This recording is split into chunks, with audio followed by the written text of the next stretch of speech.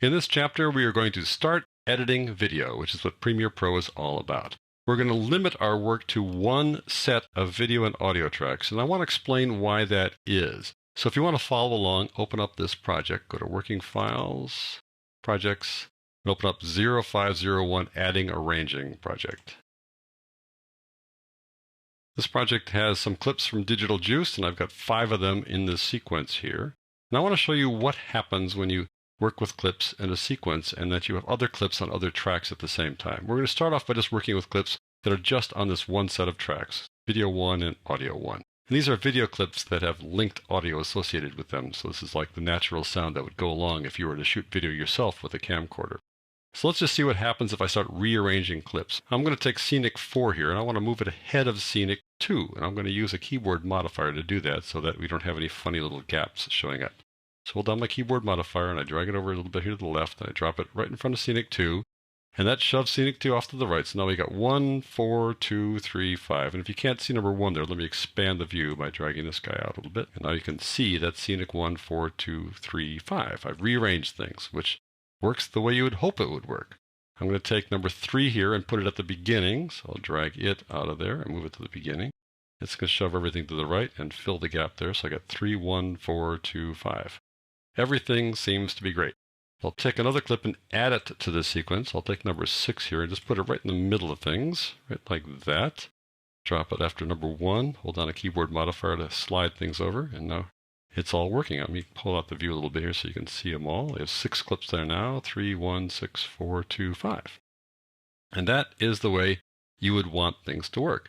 But things get complicated if you have stuff on other tracks. Let me show you what happens. I'm going to go up here and get this lower third title that I made for this. Put it up here on track number 2, above all the rest of the clips. So we now have this little lower third, as it's called, above all the clips. Natural Wonders, I called it. This is the Digital Juice footage we're working with. I'm going to add some audio below it as well. So here's a little audio track, some music that I created for this tutorial. Let's just listen to it now after I drop the audio on track 1 a bit. There we go. Here we go.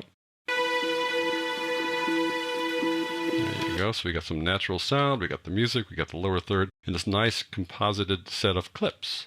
But what happens if I start rearranging things? Well, I'm going to take clip number 2 here and put it right at the beginning.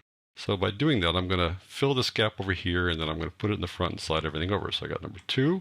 Going to do the keyboard modifier I need to do to move it. I'm going to move it to the beginning and let go.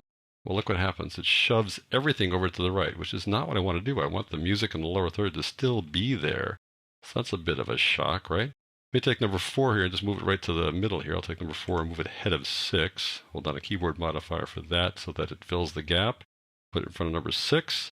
Let go. And whoa, it cuts this little thing on top in 2. Here you can see the lower third, and here you can't. That's not good. And here you can hear the sound. And there it goes away. You split the lower third thing here. You split this graphic and you split the sound. Not something that you want to do. It gets a little complicated when you work with things that are on multiple tracks. I'm going to undo that by pressing Control-Z here in Windows, Command-Z on Mac. I'm going to use the keyboard modifier to have that not happen. I'm going to take number 4 here and move it in front of number 1. Hold down a keyboard modifier to avoid that happening. Move it over here and let go. And now everything is fine. But explaining how that keyboard modifier works at this stage of the game might be a little premature. So I'm going to save that for a different chapter. So in this chapter, we're going to focus on working with clips on only one set of tracks. It's video 1 and audio 1. And we'll step up to multiple tracks in upcoming chapters.